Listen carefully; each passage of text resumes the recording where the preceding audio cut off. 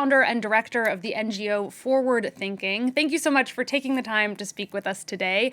What's your level of optimism going into these talks?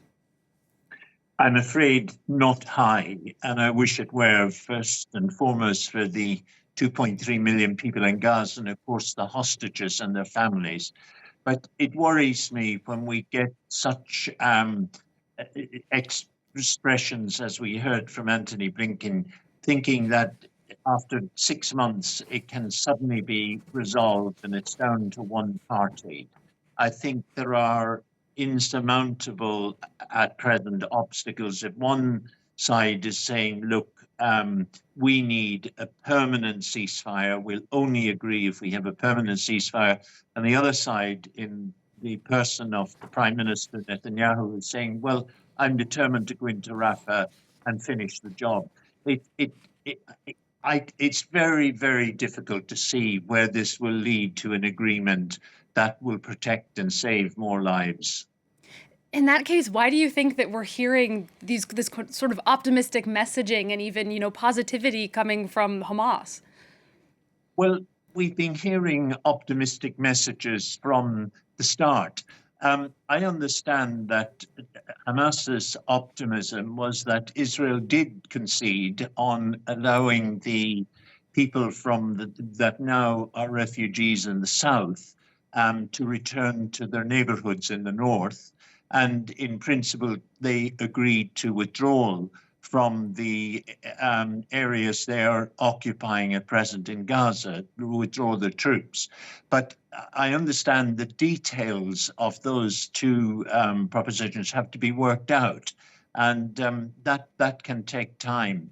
But for me, unless there is, and I'm calling for a permanent ceasefire, first and foremost for the hostages, their families, and equally for the 2.3 million people whose lives are changed irrevocably. We've got, for the sake of humanity, for the sake of them, to have a ceasefire. And it's just basic sense to me. Israeli Prime Minister Binyamin Netanyahu has vowed to push ahead with an assault on Rafah, regardless of the outcome, ceasefire or no ceasefire. What do you make of those threats, and what consequences would it have, both, on Gazans and also for the hostages? Well, I think to make those threats while you're at the same time saying that you're seriously negotiating for the releases of the hostages, I don't think is very responsible, to be quite honest. I think it's posturing publicly. The consequences of a ground assault on Rafah, and presumably with shelling and bombing from the air as well, will leave Rafah in a devastated state like the rest of Gaza. So in effect, Gaza will become uninhabitable in the sense that the whole infrastructure of the Gaza Strip will have been destroyed.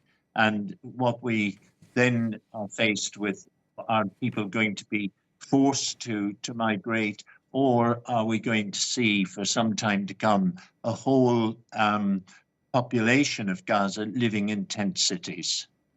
What do you make of the fact that the CIA director is participating in these talks in Cairo today? What role is the U.S. playing at this point? Well, it's good that he is there. He's an experienced diplomat, and I hope he will bring some sort of balance and try and achieve what could be done. But again, unless America throws itself behind a permanent ceasefire, forget who wins and who loses. There are no winners in this war now. Too many people have died, too many people have suffered. I think we have to realize that. And for the sake of everyone, what is needed is to stop the fighting. Now, my hope would be that Bill Burns will bring that message to the table, and it'll be heard by Hamas and it'll be heard by Israel, and that, some sort of human response will be made, and we'll start rebuilding the lives of the people in Gaza, as well as the lives of the hostages and their families. I'm also curious about your thoughts on the campus protest movements we've seen in the U.S. and elsewhere. Do you think that they've had any productive impact on negotiations? I don't think so. In my experience in these types of negotiations, outside pressure doesn't help. It actually, outside pressure stiffens resistance. It doesn't actually, I think, lead constructively to reaching an agreement that's durable and that both sides can live with. It's good, though, I think, to see young people coming out and taking a stand, because I keep coming back to there are no winners or losers in this war now. It is a question we're all losing, because the norms of our rule-based international order that governed relationships for the past 75 years, that seems to be just torn up now. And what I really worry about is the future of our not just international relationships, but our human relationships. If we lose a sense of our humanity, as it seems we are in Gaza, then we have problems ahead.